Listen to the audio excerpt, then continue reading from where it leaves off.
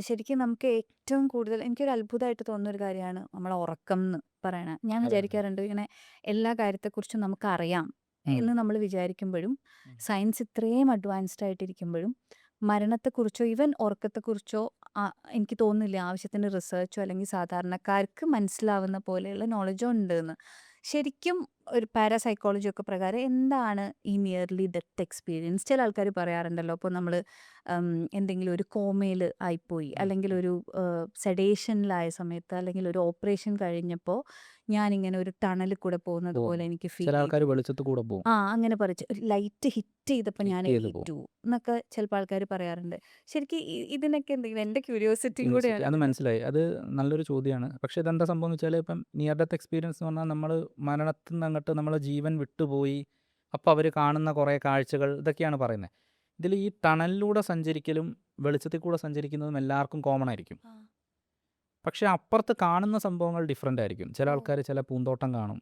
ചില അത് ആൾക്കാർ ശരി. കൂടെ മരിച്ച മുമ്പ് മരിച്ച ആൾക്കാരെ കാണാം എന്നൊക്കെ പറയാം. ഇതെന്താണെന്ന് വെച്ച് കഴിഞ്ഞാൽ ഞാനതിൻ്റെ കൂടുതൽ ടെർമിനോളജീസ് ഒന്നും യൂസ് വേണ്ട, ചെയ്യാണ്ട് എനിക്ക് പറയാം. മനസ്സിലാവണ പോലെ അതായത് പറഞ്ഞു. നമ്മുടെ ബ്രെയിനിൽ ചില ഭാഗങ്ങളിൽ ചില ഇമ്പൾസ് വരുന്ന സമയത്ത് ഉണ്ടാവുന്ന ഒരു ഫീൽ മാത്രമാണിത്.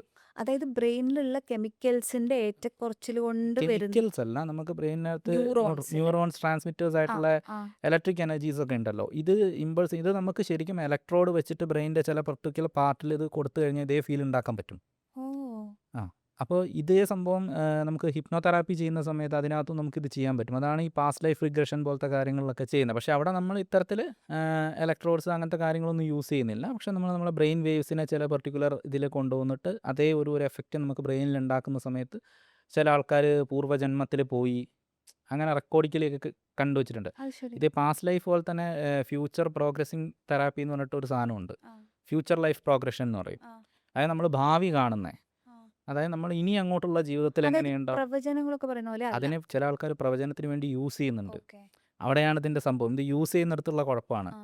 അപ്പം നമ്മൾ പാസ്റ്റ് ലൈഫ് പോവാന്ന് പറഞ്ഞു കഴിഞ്ഞാൽ ഇപ്പോൾ ഒരാളുടെ എക്സ്പീരിയൻസ് പറയുകയാണെന്നുണ്ടെങ്കിൽ അയാൾ ഏതോ ഒരു ജന്മത്തിലുള്ള ഒരാളുടെ പോലെ സംസാരിക്കുകയാണ്. ഇപ്പോൾ ചിലപ്പോൾ അന്വേഷിക്കുന്ന സമയത്ത് ഇതെല്ലാം കറക്റ്റായിട്ട് തോന്നാറുണ്ട്. ഉം. അപ്പം നമ്മൾ എന്താ പറയുക, ഇത് പ്രേതമാണ് ഉം. അല്ലെങ്കിൽ ഉം. ആത്മാവ് സംസാരിച്ചാണ് നമുക്ക് പറയാൻ. ഉം. അതായത് മുമ്പേ മരിച്ചുപോയ ഒരാളെ പോലെ. നമ്മളെക്കുറിച്ച് അറിയില്ലല്ലോ, ആ. നമുക്ക് അയാളെക്കുറിച്ച് യാതൊന്നും അറിയില്ല.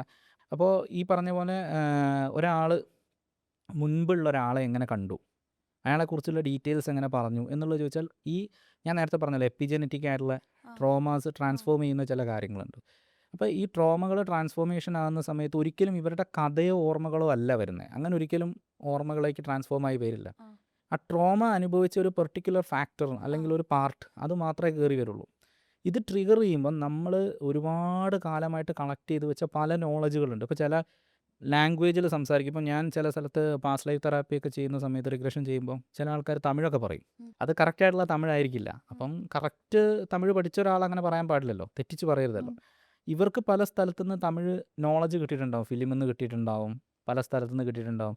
ഇതെല്ലാം കൂടി അക്യുമുലേറ്റ് ചെയ്തിട്ട് ഒരു മെറ്റഫോർ ഇവരുണ്ടാക്കും, ഉം.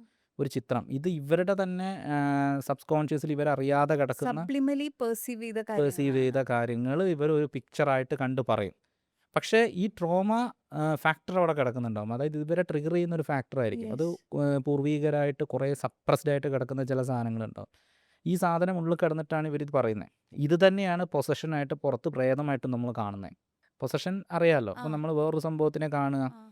അത് നമ്മൾ അതിനൊരു പിക്ചർ കൊടുക്കുന്നത്. ചില ആൾക്കാർ പാമ്പിനെ കണ്ട് പേടിക്കുക എന്ന് പറയും ഉം. അല്ലേ, രാത്രി ഞാൻ അവിടെ പാമ്പിനെ ആ. കണ്ടു, ആ. അല്ലെങ്കിൽ ഇച്ചിരി കറുത്ത നിഴൽ പോലെ കണ്ടു. ചില ആൾക്കാർ രൂപമായിട്ട് കാണും, ആ. ചില ആൾക്കാർ എന്തോ പുക പോലെ കാണും. ആ. അത് അവർ കൊടുക്കുന്ന ഒരു സംഭവമാണത്. അതായത് അവരുടെ മനസ്സിൽ മനസ്സിലുള്ള. മനസ്സല്ല, അതായത് ഈ പറയുന്ന ഒരു ട്രോമ കിടക്കുന്നത് ഇവർ പുറത്തൊരു സംഭവമായിട്ട് കണ്ടിട്ട് അത് നമ്മൾ അറ്റാക്ക് ചെയ്യാൻ വരുന്നു, അതിൽ നിന്ന് നമ്മൾ രക്ഷപ്പെടണം എന്നുള്ളൊരു രീതിയിലാണ് ഈ സാധനം വർക്ക് ചെയ്യുന്നത്.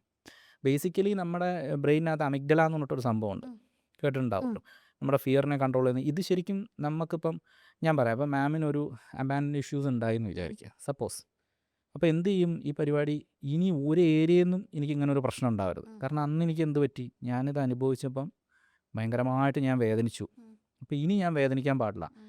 എന്ന് കരുതി അങ്ങനെ ഉണ്ടാവുന്ന എല്ലാ സാഹചര്യത്തിനും ഇത് ബ്ലോക്ക് ചെയ്യും. ഉം. അതിനുള്ള പോസിബിലിറ്റി ഉള്ള. പോസിബിലിറ്റീസ് എവിടുന്നാണോ, ആ. അത് നല്ലതാവാൻ ചീത്തയാവും, ആ. അതൊന്നും ആ. പുള്ളിക്കാരൻ അറിയേണ്ട ആവശ്യമില്ല, കംപ്ലീറ്റ് അങ്ങ് ബ്ലോക്ക് ചെയ്യും. ആ. അപ്പോൾ എന്ത് പറ്റുമെന്ന് വെച്ച് കഴിഞ്ഞാൽ നമുക്ക് ഇതേപോലെ ഒരു സാധനം വരുമ്പോൾ അതിനൊരു ഫിയറായിട്ട് കണ്ടിട്ട് ഇതൊക്കെ ആ. മൈന്യൂട്ട് സെക്കൻഡ്സിനുള്ളിൽ നടക്കുന്ന കാര്യം കേട്ടോ. ഒരു സാധനം പൊസസ് ചെയ്യും, അവിടെ ഒരാൾ നിൽക്കുന്നുണ്ട്, അല്ലെങ്കിൽ ഒരു കറുത്ത നിഴല് പോലെ കാണുന്നുണ്ട്, അവിടെ സാമീപ്യമുണ്ട്. ചില ആൾക്കാർ സൗണ്ടായിട്ട് കേൾക്കും, പിന്നെ ചിലത് മൂവ് ചെയ്യുന്നതായിട്ട്, സ്മെല്ലായിട്ട്, ഇങ്ങനെ പലതായിട്ടും വരാം. ഇതെല്ലാം ഒരു പൊസഷൻ്റെ ഭാഗമാണ്. ഇതിനൊക്കെ നമുക്ക് തെറാപ്പീസും ഉണ്ട് ശരിക്കും. ഓ, ആസ് ഇൻ ഹിപ്നോതെറാപ്പിയിലാണോ? ഹിപ്നോതെറാപ്പിയിലുണ്ട്. പണ്ട് നമ്മൾ ഇപ്പം പൂജാമന്ത്രങ്ങളൊക്കെ ചെയ്യുമ്പോഴും ഈ സെയിം എഫക്റ്റാണ് ബ്രെയിനിനകത്ത് നടന്നിട്ട് ഇവർക്ക് മാറുന്നത്. ആ. അവിടെയാണ് അതിൽ കുറച്ചുകൂടി പക്ഷെ അതിന് ആൾക്കാർ ഭയങ്കര റിലീജിയസ് റിലീജിയസ് ആയിട്ടും ആക്കി ഒക്കെ മാറ്റിയതാണ്. കണ്ടു എന്നുള്ളത് കൊണ്ട് ഉം. എനിക്ക് അത് തോന്നുന്നു. ശരിക്കും നമുക്ക് എക്സ്പ്ലെയിൻ ചെയ്യുകയാണെങ്കിൽ ഇപ്പം ഒരാൾ ഒരു മന്ത്രം ചാൻറ്റ് ചെയ്യുമ്പോൾ അതെങ്ങനെ അയാൾക്ക് എഫക്റ്റ് ചെയ്യും, അതെങ്ങനെ വർക്ക് ചെയ്യും, എങ്ങനെ ഈ സാധനം പോകും, ഇതിനെല്ലാം നമുക്ക് എക്സ്പ്ലനേഷൻ ഉണ്ട്. പക്ഷേ ഇതിനെക്കുറിച്ചൊന്നും ആരും അന്വേഷിക്കുന്നില്ല.